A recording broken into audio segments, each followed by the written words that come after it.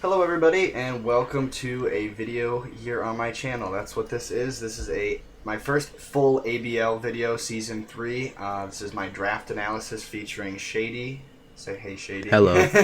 Hi. Yep, we're going to just kind of be going through my picks here, talking about it, and going through what we think is good and stuff, and yeah, just kind of analyzing my draft picks here. A little bit of information. This is a doubles league, so we're going to be doing double battles for the type of battles we're doing, and it was a snake style draft, so the draft went all the way through the coaches, I guess, and then back from the end, if that makes sense, back to the beginning. So yeah, it was kind of interesting. Like, for me, I picked 6th, so I picked 6th the first round, and then there was like almost the entire rest of the draft went back and forth before I got to make my second pick. So good Pokemon started going away pretty fast. So it was definitely very interesting, and I'm new to doubles, so it was that made it very interesting. And another disclaimer, I just told Shady, the game was like 2 weeks old when we did this draft, so all of our picks for everybody were kind of like just shots in the dark. So disclaimer to all that, but we'll dive right in. So yeah, I picked 6th, so 5 other people picked before me, and I went straight out the gate. I just picked Grimmsnarl because I already knew how good Grimmsnarl was just from using it in my playthrough and knowing its ability. Prankster, Fairy Dark type, I mean, tons of coverage move, dual screens. It's got so many different strategies it can use. I've been using it a lot in Showdown and messing around with it and seeing a lot of other people using it on VGC and doubles teams, and it's it puts in a lot of work. I don't know if I would imagine you agree, Shady. I don't know if you have any other interesting things. It's just, yeah, it's a good mon. It's supportive. It's a great supportive mon. So I knew it would be a good pick first because it was popular, and then it could support the rest of my team, was basically my thought process. So I felt happy with that. Yeah, this, with it having low speed and really high physical attack with Trick Room, that's actually really good. Yeah. Trick Room, if it could get a Trick Room to up as well, that helps. And then having priority obviously makes up for all of its status moves. Having priority makes up for that low speed stat, which is, most of the time what you're going to use. But if you did want to make a bulky physical attacker, you could run it on Trick Room too, and it would function very well, I think, too. I don't think a lot of people are doing that right now, but that's an interesting thing to note as well. And then it went around, and this was in the live draft. People were like, "What is this pick?" Like, people were kind of like, "Why did I pick this?" Scrafty. Yeah, I picked Scrafty for my second pick, and I don't know. Like, I saw some people in the early ladder videos were using Scrafty, and I think it's a cool mon. It's got Moxie. It's another mon that has Fake Out Grimmsnarl. They both have Fake Out. They're both dark types, so maybe that wasn't the best for diversity, but I just really wanted to use Scrafty because also Intimidate. That was really the big thing too. I was about to say, actually, Scrafty works really good with Grimmsnarl because of the Trick Room. Yeah. And then you said Fake Out. Intimidate. So if I didn't want to run Fake Out on Detect, Grimmsnarl, Dragon Claw, stuff like that. Yeah, it can be bulky too. I see people with like Assault Vest on it. It's got Moxie or Intimidate, so it functions a lot of different ways and can hit pretty hard. So yeah, I was happy with it. Oh yeah, and then this was like my favorite pick, and this was the 42nd pick. So Corviknight took this long to get picked, and I didn't honestly know how good Corviknight was at the time I picked this, but since I've been using Corviknight, that I'm like even way more happy with this pick than I was when I first did it, because I've been using it in some practice battles and stuff, and this thing is just a beast, because he can do. If it is Dynamax, it can do this Dynamax Steel and Dynamax Air to boost defense and speed. He does get access to Taunt and Roost and Body Press, so you can run him a lot of different ways. And I've definitely seen I've lost to a fair share of Corviknights on the ranked battles already. So, but yeah, he's pretty straightforward. Got a couple different ways to use him. I don't know if you have. I know you like Corviknight a lot, so I'll let you. Yeah.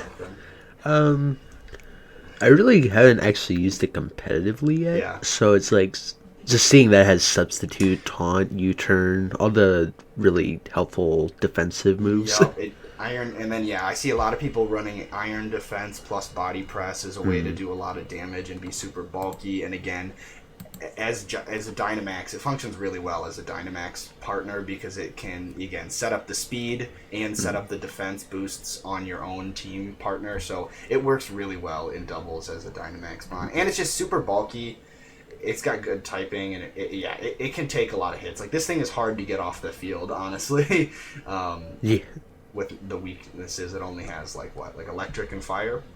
I think are the only two weaknesses. Yeah. So it's definitely, and there's not a bunch of great fire types, and a lot of them are like sometimes physical, like Arcanite and stuff. So I like Corviknight a lot.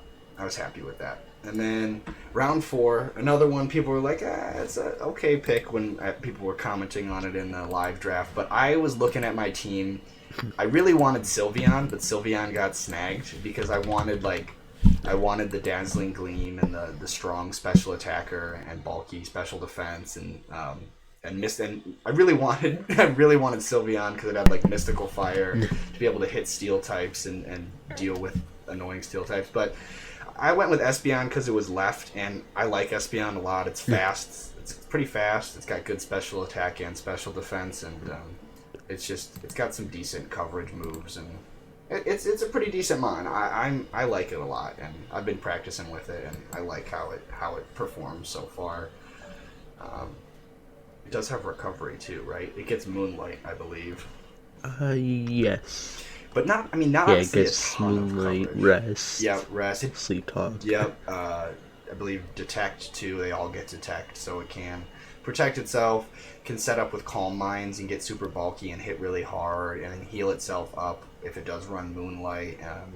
But yeah, it hits really hard, and that's kind of why I wanted it. I wanted something a little bit faster. My team is all very slow, so I wanted to mix it up. Yeah, Calm Mind, Store Power. Yes, that's actually really good. That's a good strategy as well if you can get bulky. And then pairing it with like Grimmsnarl, Grimmsnarl being able to set up the screens just protects all of my team so that they can take more damage and gives me more of an opportunity to use setup mons because I can set up a little bit more safely once I have the screens up. So and also it's really nice as Baton Pass, so it's an easy switch in. Yes, Baton Pass is pretty sweet. I think they may have banned Baton Pass in the league, but I'm not sure. That might be one of the things that's banned. I don't actually remember.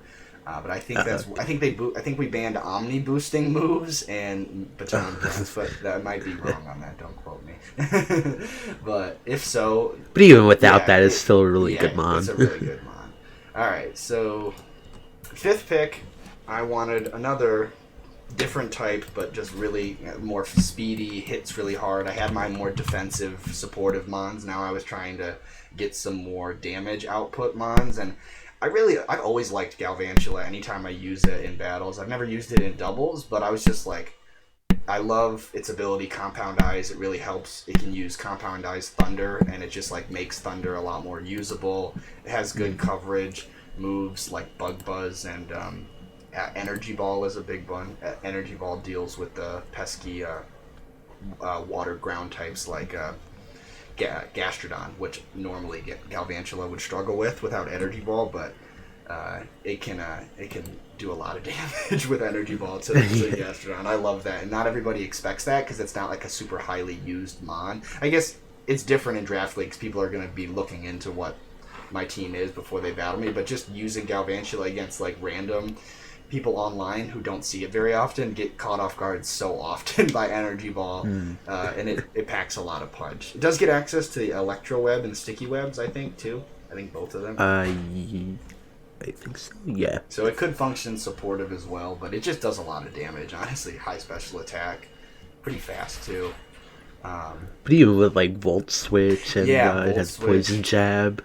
So yeah, if you put like a pair of get off that poison. If you put choice specs on it, it'll pack a punch, and then you can switch around with Volt Switch. And so especially with this being it's doubles, but it's 6v6. There's the games are going to last a bit longer, and switching around is actually going to be a little bit more viable when we're in a 6v6 situation. So yeah. But it's also nice even if you lose Grimmsnarl, this one can put up light screen. Yeah, if I wanted to have backup screens, I could definitely run that with Galvez. Gets agility, it can raise its speed really fast. Yeah, it's got a lot of different ways to use it. That's why I like it. It's going to be hard to predict, I think, because I could run it so many different ways, and I like that. I like mons that have different options and aren't just going to do the same thing every time. So I was very happy with that. I just love its design too. Galvantula will look sweet.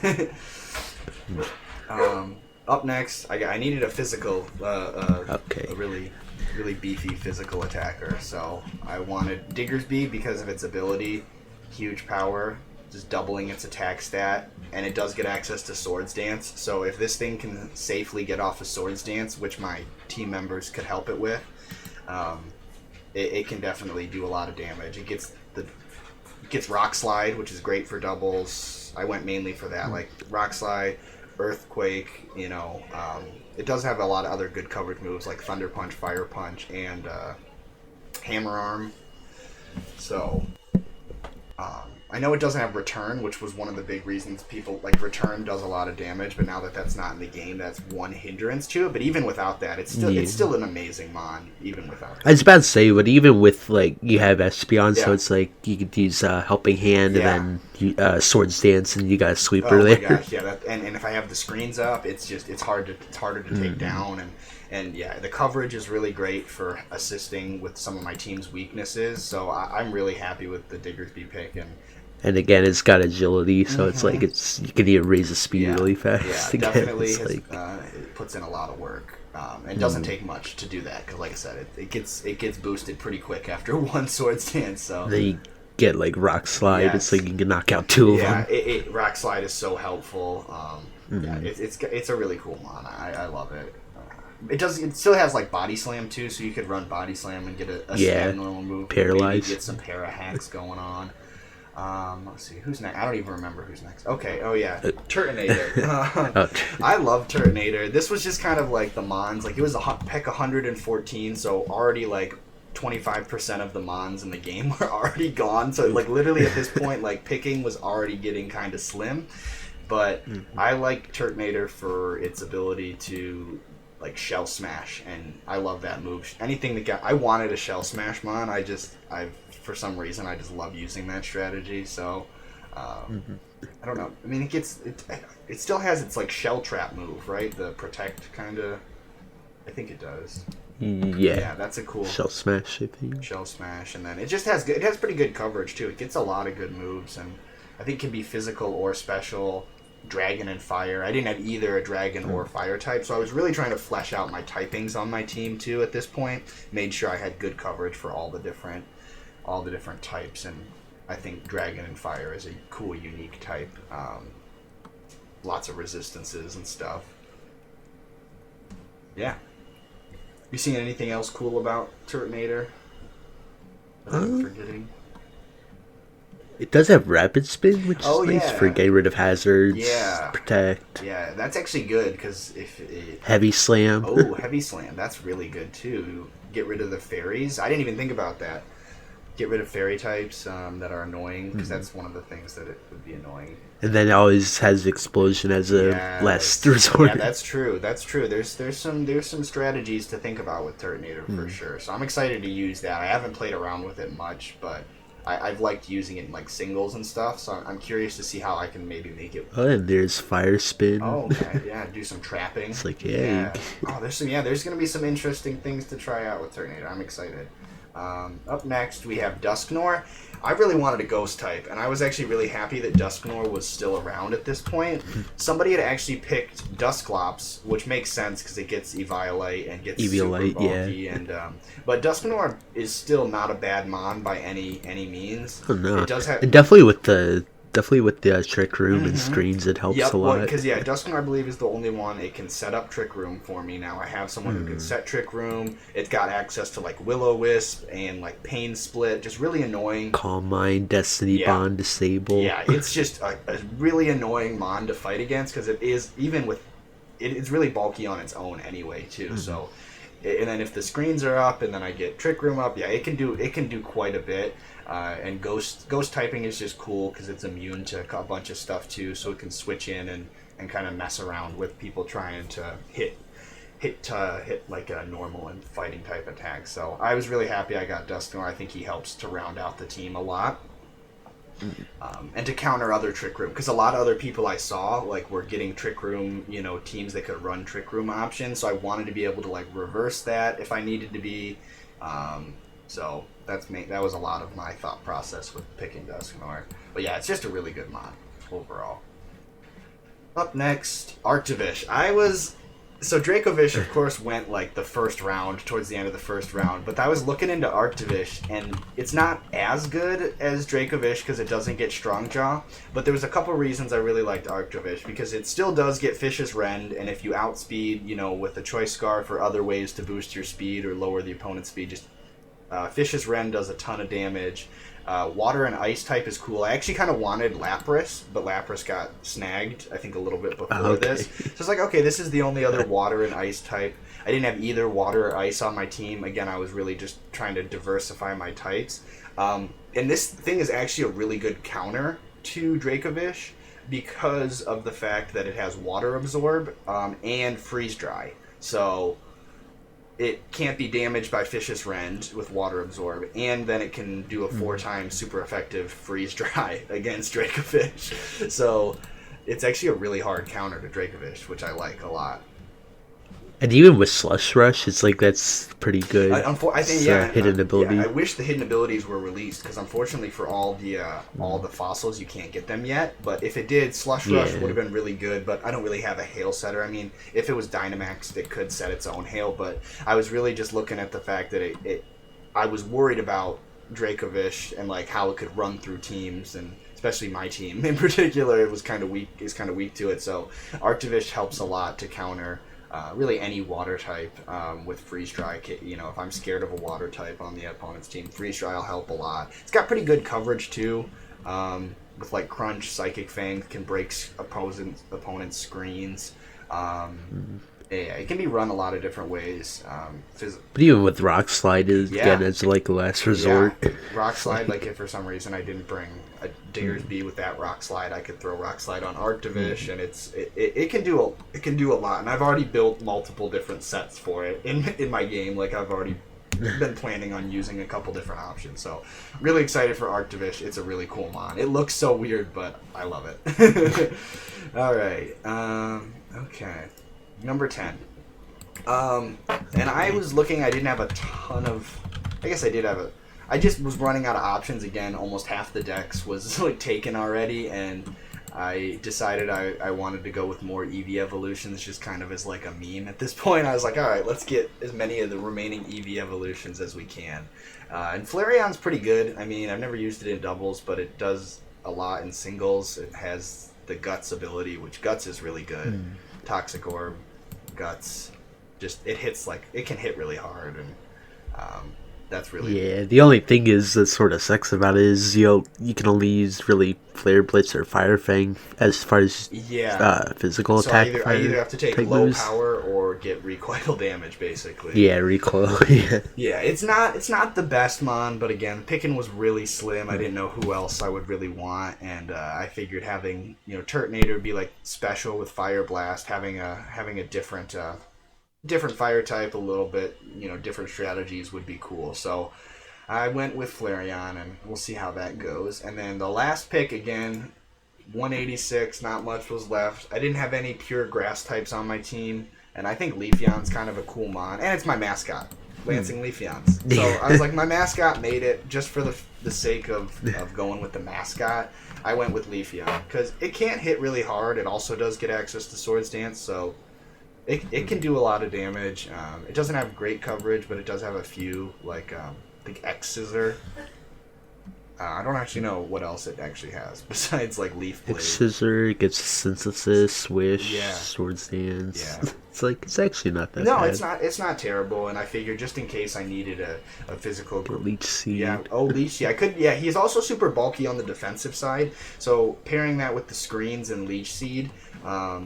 could be really helpful, or taking advantage of I was about to say you could also give it Sunny Day, or even give Flareon Sunny Day and then have Chlorophyll. It's like Chlorophyll, that would be a good strategy as well. Or just bringing it, if I think my opponent's going to bring a Sun team, then I can bring it to like take advantage of the speed boost. So there's definitely some cool things that can be used with Leafeon. I think it might be kind of slept on, but might end up being pretty good. But we'll see. And then the very last thing that we had to decide after picking our team is the way that this league works is we have to pick a captain for our Dynamax. I think that's kind of how people have done it in the past with like Z moves. So I looked at my team and I had to pick a Dynamax captain, and that's, unless I switch it, I think I can switch it at some point throughout the season, there's only one Pokemon I can Dynamax. So going into the battle, I will know my opponent's Dynamax capable mon, and they will know who I can Dynamax, so it kind of helps with strategizing, and I think it's a cool concept to make Dynamaxing a little bit more manageable in like something like this. So I had to go with Corviknight, because I had started to see... If for one, I can do either the Gigantamax or regular. I think regular Dynamax Corviknight's better. Again, with the max steel, max air, and a couple, max fighting, it can boost. It can boost a lot of really good stats. Again, just makes it super bulky and hard to take down. And I think it'll be great support for the rest of my team having Dynamax Corviknight. And I'm really excited. But yeah, I just didn't really see anybody else that would function as well as the Dynamax captain. There's nobody else that I think would benefit from it quite as much. I don't know if you have any other thoughts, like if you're looking at my team, if there's any other mons you think would be cool as the Dynamax captain. I thought I made a pretty alright choice. I was about to say, that's probably really the only one that makes sense. Yeah, I know. Yeah, really none of them else. Or maybe... Sorry, go ahead. Maybe Grimmsnarl, if anything. Yeah, but... because I've heard Gigantamax Grimmsnarl is good, but I really didn't know much about it, and I really was thinking Grimmsnarl on my team is going to be more supportive, so having support moves doesn't really go well hand in hand with the Dynamax thing, so I'm happy with it. I think Corviknight is going to be great, and I'm excited for the battles to start, and yeah, so... That's the analysis. That's the whole thing. I think my team's looking pretty decent. Like I said, this is my first time doing a draft league. First time really getting into double battles this much. So I'm pretty happy with my first time around how it turned out. But we'll start to see once the battles get going here in the next week or so. Yep. Any final words, Shady, before we wrap up? Nope. All right. Well, thank you guys for watching this video. Hit the like button and subscribe. All the links to all the other channels for the people in the draft are going to be below. I'll put Shady's stuff down below too. Thanks for him hanging out and doing this analysis with me. But I will see you guys in the next video. Peace. See ya.